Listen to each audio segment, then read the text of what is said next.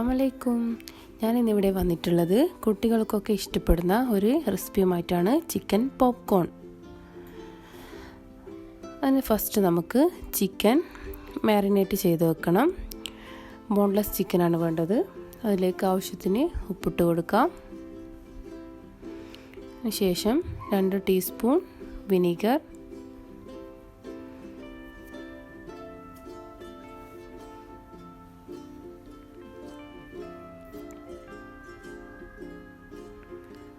ഒരു ടീസ്പൂൺ മുളക് പൊടി,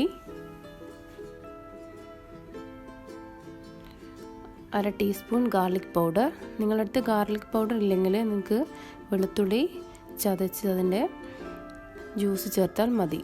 1 ടീസ്പൂൺ പാപ്രിക്ക പൗഡർ, അത് ഓപ്ഷനിലാണ്, നിങ്ങളുടെ അടുത്തുണ്ടെങ്കിൽ മാത്രം യൂസ് ചെയ്താൽ മതി. അടുത്ത വേണ്ടത് ലബനപ്പ്, 1/4 കപ്പ് മുതൽ 1/2 കപ്പ് വരെ ചേർക്കാം. നിങ്ങളുടെ അടുത്ത് അതില്ലെങ്കിൽ നിങ്ങൾക്ക് പാലും യൂസ് ചെയ്യാം. അതിനുശേഷം നന്നായി മിക്സ് ചെയ്ത് 2 മണിക്കൂർ മാരിനേറ്റ് ചെയ്ത് വെക്കാം.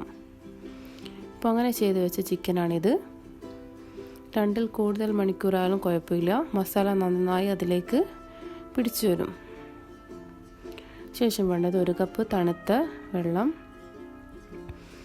ഗാർലിക് പൗഡർ, കോൺഫ്ലവർ 1 കപ്പ്, മൈദ 2 cup, bread crumbs, chilli flakes, 2 മുട്ട. അടുത്തത് ഒരു ബൗളെടുത്ത് അതിലേക്ക് കോൺഫ്ലവർ, മൈദ,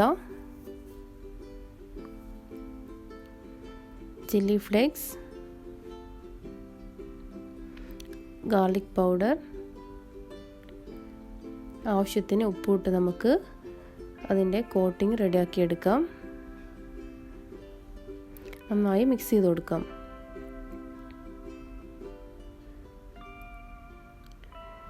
അതിനുശേഷം നമുക്ക് ചിക്കൻ പകുതി നമുക്ക് വേറൊരു ബൗളിലേക്ക് മാറ്റി വെക്കണം. അതിനുശേഷം കുറച്ചെടുത്ത് ഇതിലേക്ക് ഇട്ട് കൊടുക്കാം. ഞാൻ ഇവിടെ 2 ടൈപ്പിൽ ചെയ്യുന്നുണ്ട്. ബ്രെഡ് ക്രംസ് യൂസ് ചെയ്താൽ കുറച്ചും കൂടെ സോഫ്റ്റായി കിട്ടും.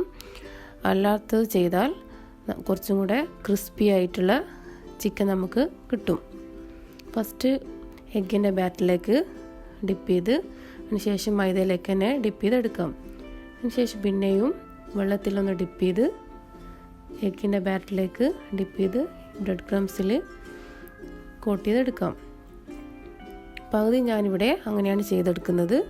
പകുതി ബ്രെഡ് ക്രംസ് ഡിപ്പ് ചെയ്യാണ്ടും ചെയ്യുന്നുണ്ട്. ബാക്കി വരുന്ന എല്ലാം അതുപോലെ തന്നെ പറഞ്ഞതുപോലെ തന്നെ ചെയ്തെടുക്കാം. അതിനുശേഷം ഇതുപോലെ ഒരു പാത്രം വെച്ച് സൺഫ്ലവർ ഓയിൽ അതിലേക്ക് ഒഴിച്ചു കൊടുക്കാം. ഞാനിപ്പോൾ ബ്രെഡ് ക്രംസ് എടുത്തിട്ടുള്ള ചിക്കനാണ്. നമുക്കിതൊന്ന് ഫ്രൈ ചെയ്തെടുക്കാം.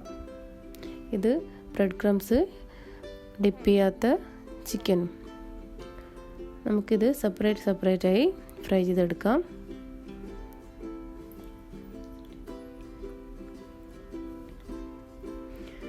ഇപ്പോൾ ഞാനിട്ടത് ബ്രെഡ് ക്രംസ് ഇട്ട ചിക്കൻ പോപ്കോൺ ആണ്.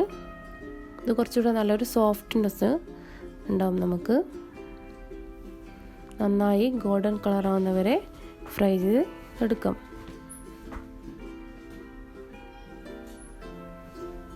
നല്ല ഹൈ ഫ്ലെയിമിലിട്ടിട്ട് ചെയ്തെടുക്കാൻ വേണ്ടി ശ്രമിക്കുക. ഇപ്പോൾ ഏകദേശം ഇവിടെ റെഡി ആയിട്ടുണ്ട്.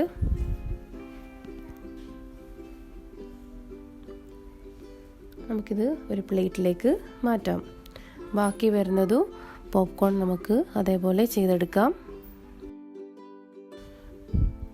ബ്രെഡ് ക്രംസ് യൂസ് ചെയ്ത ചിക്കൻ പോപ്കോൺ കുറച്ച് നല്ല സോഫ്റ്റ് ആയിട്ടുള്ളൊരു പോപ്കോൺ ആണ്.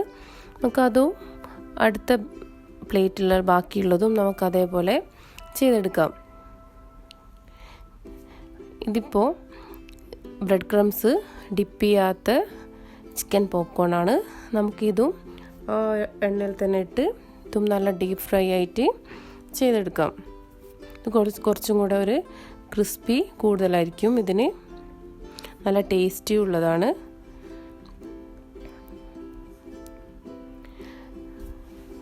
അതും നല്ല ഡീപ്പ് ഫ്രൈ ആയിട്ട് ചെയ്തെടുക്കാം. ഞാനിവിടെ 2 ടൈപ്പുള്ള പോപ്കോൺ ഇപ്പോൾ ലാസ്റ്റ് ഫോട്ടോ ആയിട്ട് കാണിക്കുന്നുണ്ട്. നമ്മൾ ബ്രെഡ് ക്രംസ് ഇട്ടതും ബ്രെഡ് ക്രംസ് ഇടാത്തതും. നിങ്ങളിത് എന്തായാലും ട്രൈ ചെയ്ത് നോക്കുക. കുട്ടികൾക്കൊക്കെ എന്തായാലും ഇഷ്ടമാവും. നിങ്ങൾ ഈ ചാനൽ സബ്സ്ക്രൈബ് ചെയ്തിട്ടില്ലെങ്കിൽ ഒന്ന് സബ്സ്ക്രൈബ് ചെയ്യുക. Thank you all.